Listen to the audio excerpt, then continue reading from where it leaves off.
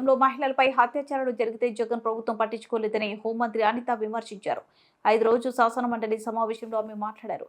ప్రశ్నోత్తరాల సమయంలో పలువురు ఎమ్మెల్సీలు అడిగిన ప్రశ్నలకు ఆమె సమాధానం ఇచ్చారు. వైకాపా హయాంలో పరామర్శకు వెళ్లిన మాపైనే కేసులు పెట్టారు.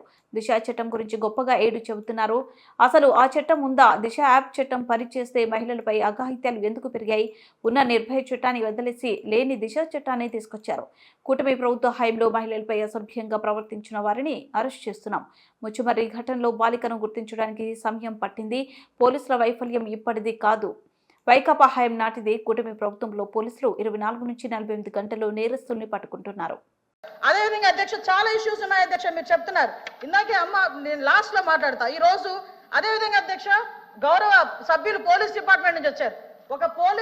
ఒక కేసు వచ్చిన తర్వాత దాని ఇన్వెస్టిగేషన్ చేయాలి, దాని గురించి సంబంధించి ఛార్జ్ షీట్ ఫైల్ చేయాలి, ఫోరెన్సిక్ డిపార్ట్మెంట్ నుంచి మనకి రావాలి అధ్యక్ష, రిపోర్ట్లు కూడా రావాలి.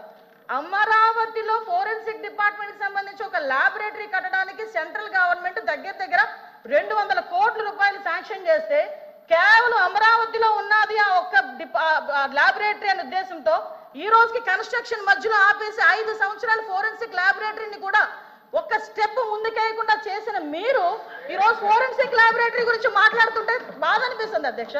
5 సంవత్సరాలు వేస్ట్ అయింది.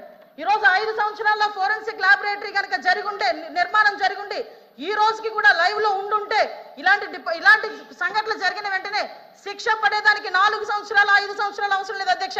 4-5 నెలల్లో శిక్ష పడి నేరస్తున్న వాళ్ళు ఈ రోజు జైలు శిక్ష అనుభవించే పరిస్థితులు ఉండేది అధ్యక్ష.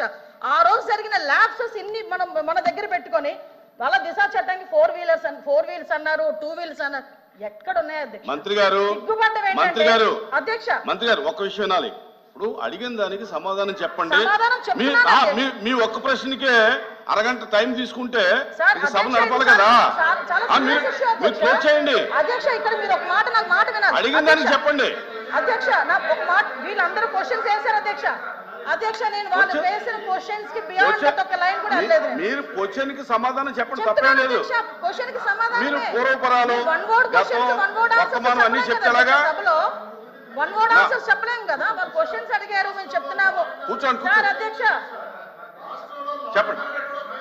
చెప్పండి మంత్రి. 5 సంవత్సరాలు లా అండ్ ఆర్డర్ ఫెయిల్ అయింది, నిజంగానే ఫెయిల్ అయిందండి. శ్రీనివాస్ గారు కూర్చోండి. శ్రీనివాస్ గారు కూర్చోండి. కూర్చున్నారంటే ఇంక నిజంగానే ఫెయిల్ అయింది. కూర్చోండి. మేడం చెప్పండి. అధ్యక్ష ఇది కాదు, సభ్యత కాదు. నేను సమాధానం చెప్తున్నాను ఒక మంత్రిగా. వాళ్ళు క్వశ్చన్స్ అడిగారు, చెప్పండి. చెప్తున్నాను అధ్యక్ష. ఇంకా అధ్యక్ష ఈ రోజు మహిళల గురించి మాట్లాడటం అన్నది భాష గారు అయిన తర్వాత మాట్లాడదు. మేడం గారు చెప్పిన తర్వాత